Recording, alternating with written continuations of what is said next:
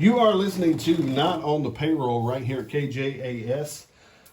You can check us out every Thursday night, 7 o'clock. We talk religion and politics. You can also check us out online at notonthepayroll.com, where we have interviews with all sorts of people. And right now we have some interviews about some local races in Jasper and Newton County. We have the pleasure of sitting down with Mr. Roy Parker. He is the commissioner for Precinct 2. Correct. And you've been a commissioner For 15 years. for 15 years. Yeah, I have. Well, tell us a little bit about who you are. Give us a little bit of background and that type of thing. A lot of people know you, but for the people who don't know you and are actually looking to vote this year, obviously every vote counts. So give us a little insight into who you are. Well, I appreciate you coming and let me get to share my point of view on the things that I've done in the past 15 years. And one of the things is how I got here. I worked with forestry. I started out with Kirby, then the LP bought them out, and then Malpas bought them out. Okay. And I worked with them since 79 till 2005, Okay. And so 2006, that year, campaign was going on here, and I decided that I was going to run. But when I was when I was young, in my 20s and 30s and that age, I said, one day I'm going to grow up and be a commissioner. And I think God planted a seed in my life for that. And I decided to run because I lost my job. Okay. And then I signed up. We had 5 different contestants and candidates at that time. So I ran, and the Lord seemed fit that I win. And I've kind of talked with you a little bit earlier about that. And I'm a true believer in Romans 13, where it says that God's in total authority, sure, and He appoints, ordains, or elects those in them positions. And I feel like that's the way. And where He guides, He provides, and He's done that for me. Sure, good deal. Well, I tell you what, you're actually the first incumbent I've been able to interview here on a local level. Give us a little brief history of you've been a commissioner for 15 years now. And you can't be an incumbent without supporters and detractors, right? Uh-huh. And so, what are some of the things that you would like to express or relay as to some of the things that you've had your hand involved with that was a benefit to the community? Well, just thinking back when the first time of being the commissioner in December 2006, right before we got sworn in January 2007, January 1, they had a large flood that flooded everything out. Okay. In that first month, I remember we replaced over 30 culverts that got washed out. Okay. And that's, that was a big ordeal right there. It was, sure. I was trapped inside where I couldn't get out of my house, and a lot of people were too. Yeah. The roads were flooded where you just couldn't leave. Sure. There wasn't water at the house or nothing, but I just couldn't get through. And the water finally receded, and was able to go to work. And so the first month was pretty challenging of trying to get everything. I was brand new and trying to learn my crew that I work with, and I do thank my crew for anything we accomplished, because we set goals and accomplished them, and without them we couldn't do these things. And so that's been real good. One of the first projects I can remember doing was on County Road 328 down in Horn Bottom. When it floods down there, the whole road floods. Sure. Part of the county road there that it stretches for a mile, it's underwater a foot or two. Wow. And so we end up, one of the key deals about the getting grants or FEMA to come in, FEMA will do a 25% reimbursement to it, but you got to have things documented, you got to have pictures. So I started taking pictures, documenting, and we got probably about $250,000 grant to haul some limestone down there and chip and seal that mile, which when it still floods over it, but it doesn't mess the road up. So that was a great thing that we've done and an accomplishment that I'm proud of. And during my time frame, we've had 5 presidential declared disasters. Okay. And starting in 2015.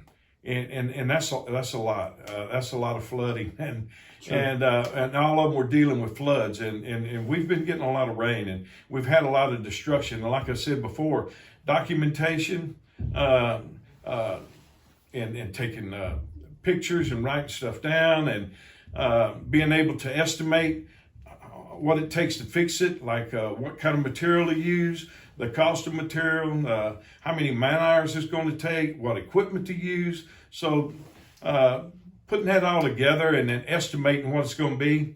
And like I said, FEMA would reimburse 75-25 if you jump through their hoops. Sure. And it's worth it to me on most of them. Some of them wasn't, but most of it is worth it just to be able to get reimbursed because you had to do the work anyway. Sure. So, but one of the things they had was if it was a dirt road, you couldn't rock it. You know, you had to go back with the way it was. Okay. You couldn't improve it. Gotcha. If you had a culvert out, it was a 24-inch culvert, you couldn't go to a 36. You know, you had to go back with what it was. So potentially you couldn't address some of the issues that were Correct. causing the problem. Correct. Or potentially just assisting the problem. And that's one of the rules or hoops you got to jump through on the FEMA part of it, you know. It seems to me, just talking with some of the other commissioners and gentlemen who's running for commissioner, water management is a big deal. It's a big deal in Jasper County and even Newton and Tyler County. It's a big deal. It is. And we've had some extreme conditions. And Harvey, you know, 40, 50, 60 inches of rain, depending on where you're at. Sure. No one can handle that much, you know. And but water's powerful. It'll do a lot of destruction. Yeah. And so them are the things that we have to address. Every time you put a culvert in, you're choking it down to where it's not flowing out as fast. It's going to back up. You know, every time you put cement down for a new complex or whatever, you know, a new store or something, that water don't soak in the ground. It runs off. So you've got more water. And so when you grow, you're going to have them problems like that. And so we need to address them.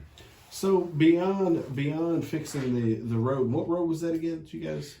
It was County Road 328. 328. Yeah, okay. in the Hornbottom Road. And that was just one of the first ones. Gotcha. We've had several other roads that we've had to had an opportunity to come and fix and try to address some of the issues that we have, you know, okay. with that much water.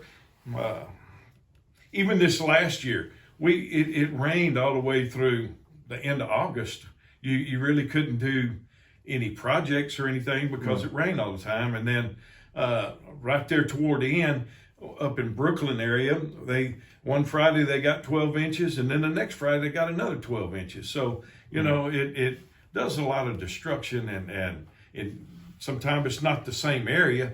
My area, I go from Brooklyn down to Sheffield's Ferry, so it's a pretty long process. Yeah, it's a long precinct. It is a long precinct too. It is. So each commissioner does have a wide span of area they got to take care of. Now, specific to the budgets that you actually manage for Precinct 2, I mean, are you guys having much success with getting grants and doing things in the precinct? We have, with the flooding coming down, and they see, with the national disaster, there's an opportunity to get grants. And like I was saying before, being able to estimate your cost and jump through their hoops. Another thing is with some of these grants is a LMI, which is low to moderate income. You know, so sometimes you say, well, why can't I get it over here? Well, it doesn't fit the LMI program. You know, So, well, that's a question people have. yes, right, and that's why you do it here and not there. So I got you. And it's really unfair because water does the same damage everywhere. Sure. But you've got to go through their guidelines to get it. Exactly. And another thing that's done is I got a grant up here on County Road 200, and they were going out for bid for it in probably March, and it's a $4.196 million grant, and that's a large grant to help elevate and raise the road up, and then come down with some limestone and asphalt it for about 5 miles. Okay. And they said, well, it's just in one area, but if we can improve that where I don't have to spend time, effort, money on that, I can spend more money in my other part of my precincts too. Gotcha. So, but getting part of that grant there, like I said, it was through the LMI, and also I had it on a 5-year mitigation plan, and it's a competitive grant, so you get a certain amount of points for it, and I was able to get enough points and win. You compete against Houston and other places too. So wow. It's not just right here. Sure, so sure. It's all around. So it's and I've been pleased with that. It's been a challenge too. Sure. Sometimes they said it had to be over $3 million grant. Right. A project over a $3 million project. I don't really think that big. I don't have the budget to think that big. So Sure. you got to kind of think outside the box to incorporate things to make it work. So we did. So what's interesting to me is that there's a lot of the public, even today, with as much information as we have, Google, YouTube, all these different things, there's still some people who don't know what a commissioner does. And so if you would, because you've got 15 years of experience, you at least, I don't know if you're the wise old sage at this point, but you at least have some concept of what you guys do. So if you would, just kind of define what the role of a commissioner is for people who don't know that's out there. Well, the commissioner in every county in the state, they have 4 commissioners and a judge. Okay. And each of their jurisdictions is equal representation for population-wise for the commissioners. So each of us take a quarter of the population, and so we maintain that, and we represent our constituents of that area. So to me,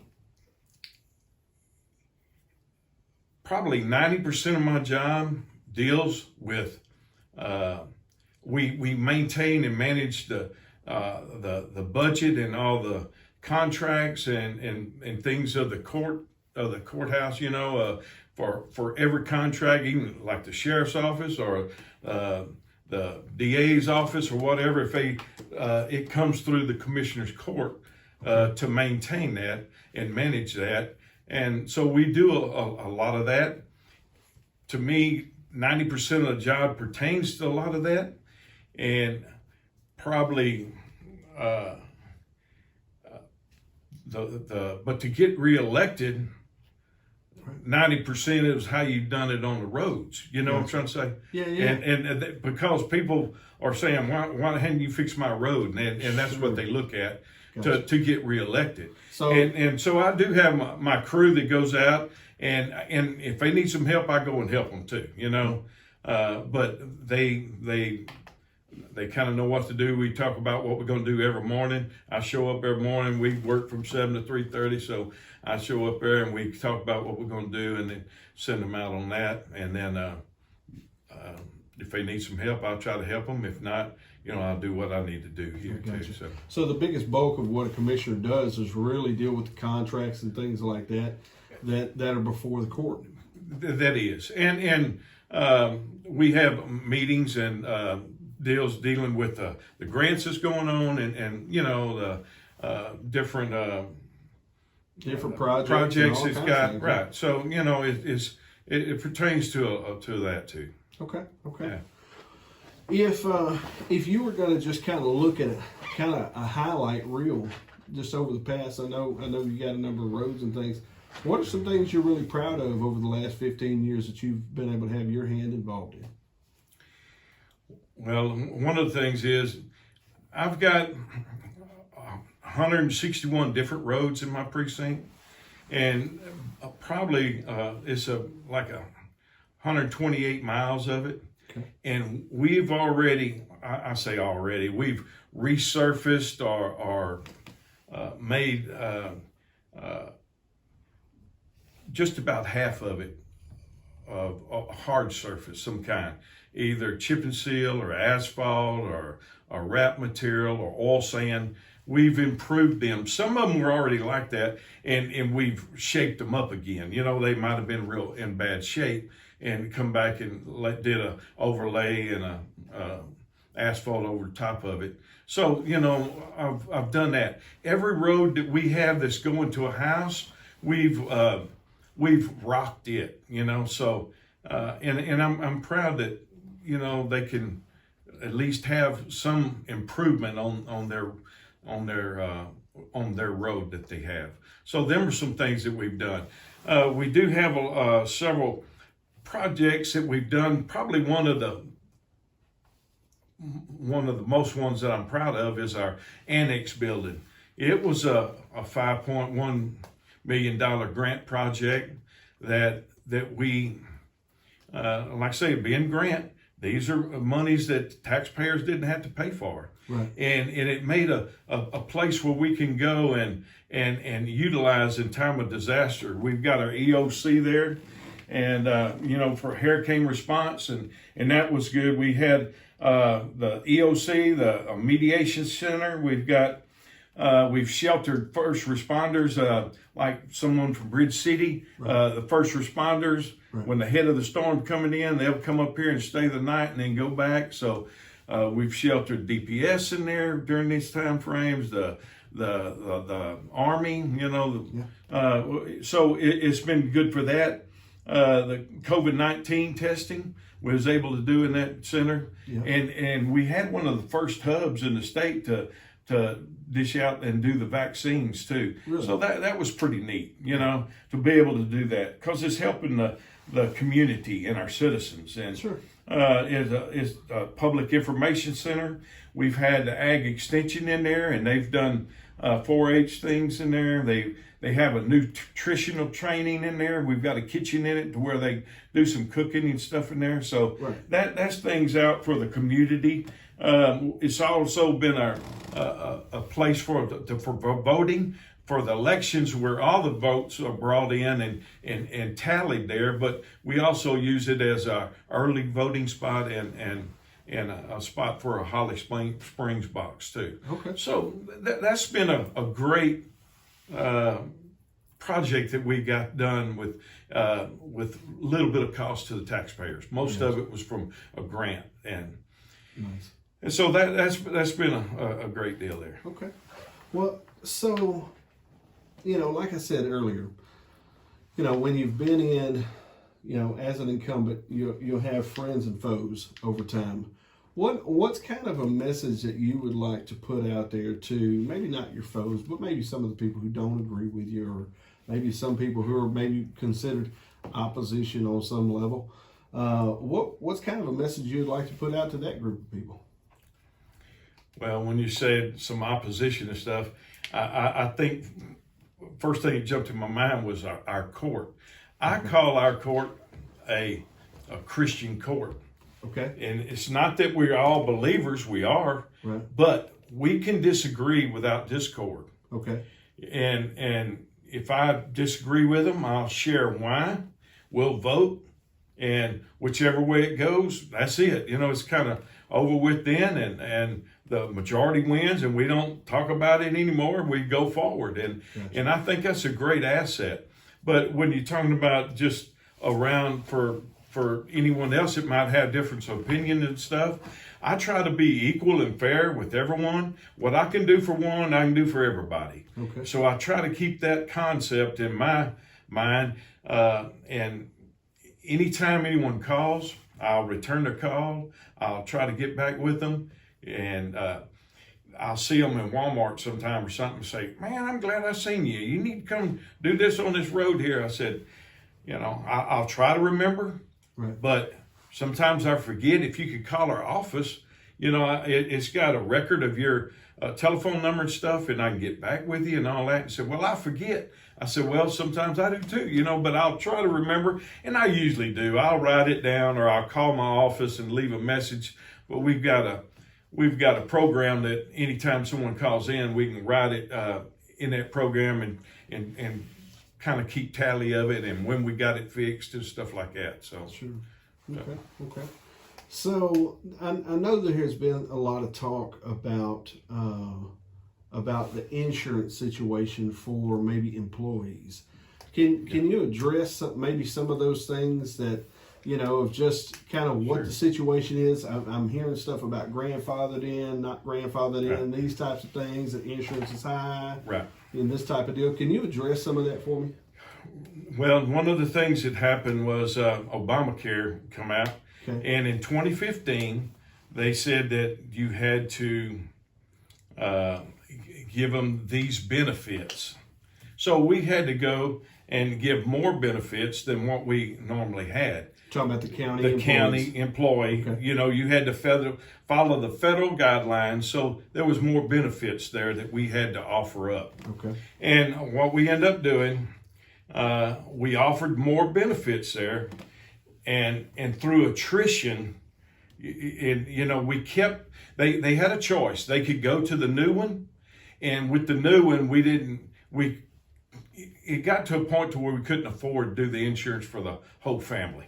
Okay. Just the cost of insurance got so high. Sure. And with the new program coming in, what we done there was we said that if you wanted to go to that, you could, but if you wanted to stay with your family coverage, you could do that. Now, new employees went there. So through attrition, them that retire will eventually get everyone to the new program. Gotcha. And that's the way we kind of handle that. Okay. Yeah. Okay. So there is a grandfathered community of people who work as county employees, but as the new employees come on board and the other ones kind of drift off or retire or whatever the case is, and they'll all transition. I got you. Right. Okay. And we felt like that was the best way to handle it, and to me it's worked well. And no one around here now pays for everybody's insurance. Right. Schools don't. Anywhere. So it's got so expensive that you just couldn't afford it. Sure. So that's what we decided to do in that. So as the current commissioner, what's kind of your vision for Precinct 2? Well, some of the things that I'd like to see is this past year we kind of set a historical thing of going to the Southeast Texas Regional Planning Commission instead of DECOG. And to me, that was a great step for our county. And I'd like to see that transition go forward and go smoothly. And I think it's going to be better for us as a county. We'll have an opportunity to get more grant money. One of the things with that, there's only 4 counties involved in it. It was just 3, Jefferson, Hardin, and Orange. And now Jasper County is in that, where we had 12 with DECOG. So, it's the other thing is, from Jasper County, to me, all our school districts, Region 5, we dealt with that. Our television programs we watched Channel 4, 6, and 12 instead of Channel 9. Shopping, we go to Beaumont a lot of time. Now, sometime from Jasper, they will go to the doctor in Lufkin or shopping in Lufkin. Mm-hmm. But when you get Kirbyville and South County, they all go south. So to me, I think it was better for that. Also, TxDOT, the Beaumont district, we were in the Beaumont district, so we got a little say-so now. When we was in DECOG, we didn't have as much. We couldn't share as much what we kind of problems or issues we had with some of our roads. Sure. One of the projects you're talking about upcoming that I think is going to be great is they're trying to work on getting 96 to the county line to be a 4-lane. You know, bottlenecks during disaster times. When they evacuating. And we've had enough disasters to be able to see it in real time, right? Right. So I mean, that's a great thing. And up there at 1007 and 96, have had several fatalities there. So maybe they can fix something there that will help save lives, you know, and that's crucial because there's some of our families that die there, you know, and so that's a good deal. Another thing going with this Southeast Texas Regional Planning Commission, this past week we had a Homeland Security meeting there, and they had some grant money available for a tower. So they approved us to go before the state. It hadn't been approved by the state yet, but we got an opportunity to get a tower to help our law enforcement, fire department, and EMS with a better communication, trying to put something, 450-foot tower in Zion Hill or Roganville area maybe. You know, we get with Motorola to see what's the best spot or location for it. So that's a close to $2 million grant that, you know, the taxpayers don't have to pay, and it's going to help our citizens. So that's another great thing that we got going there. Very good, very good. Well, for people who are for people who don't really, maybe this is their first rodeo with voting, man. I mean, I always forget about there's a whole crop of kids coming out. Yeah, I say kids, but I mean, you know, a whole crop of kids coming up who are not familiar with you or not familiar with, you know, local politics and that type of thing. Or that type of deal. For the people who are going to be going out and voting now, when is voting? When does all that kick off? I mean, I know we have early election. Right, early voting starts February 14th. Okay. And it runs a couple of weeks, and we early vote at our annex building there for the ones. Then they have some satellite places. I didn't write it down, but like 17th, 18th, 19th, maybe. Okay. You know, them dates at like Rayburn at the Catholic Church has a voting box there. We have it at the Annex, and then Kirbyville and Buna and maybe Evadale too. You know what I'm saying? So at their boxes, I'm not familiar where they vote at, but you know, they'll have that opportunity. And then March the 1st is Election Day, which is a Tuesday, and then you go to your voting box then, where you're designated to vote at. So for folks out here, if you're wanting to just give a blanket message to the people of Precinct 2 and the people around Jasper County, what would be your message? To me, I appreciate them having the faith and trust that they instilled in me by voting for me for the first time. And over the 15 years I've had here, I'm thankful for them putting that faith and trust in me to help run this county. And I would appreciate them to consider me in this next election also. It's a little bit different this year with COVID. I usually go around and knock on doors and ask people for their vote, but with the health and safety issues and some of them you're not sure how they feel, I feel uncomfortable going and knocking on someone's door. If they would like for me to come, I'd be glad for them to call me, or if they got any question about the precinct, call me 409-382-2195. I'll be glad to visit with them on any issue they got and talk with them on things we have, and I appreciate them to consider me. Absolutely, absolutely. Give us that number one more time, man. It's going to be 409-382-2195. $21.95. Just like anything at Walmart, you can get it for $21.95. No longer the dollar store. Yeah. Well, sounds good. Well, I tell you what, are there any final things that you want to address or you want to go over that maybe I didn't touch on but kind of was in your heart to talk about? No, I think you've asked a lot of good, pertinent questions here, and I was going to share one more thing that that we're looking at doing, and I think it's going to be a great thing that, all our schools that we got here, they have 5G where they can study and get the laptops going, but we're trying to work with a group that's got some grant money to come in and put broadband in to our county and work with them, and so I think that's going to be a great deal. It's going to be to me kind of like the co-op, going out and getting electricity, but this is going to be broadband reaching out to the rural community, and I think that's a great deal. And like I said, there's several. We've got a company that's working that, and they've got several $1 million to help get that developed. So very nice, very nice. That's good. Well, I tell you what, if you're just now tuning in, this is Jay Sharp. I've been sitting here with Commissioner Roy Parker. He's the Precinct 2 Commissioner, been that way for 15 years. And Mr. Parker, I really appreciate you sitting down with us and taking a little bit of time just to kind of talk about your message, your vision, your experience level, and the whole 9 yards, man. I really appreciate your time.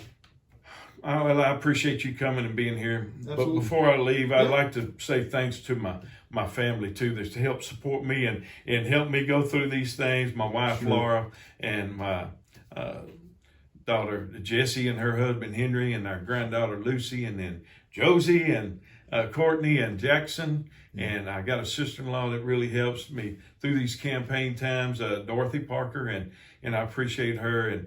And they're not the only ones, but everyone helps. And I appreciate everyone helping and have the faith and trust that for me to be here.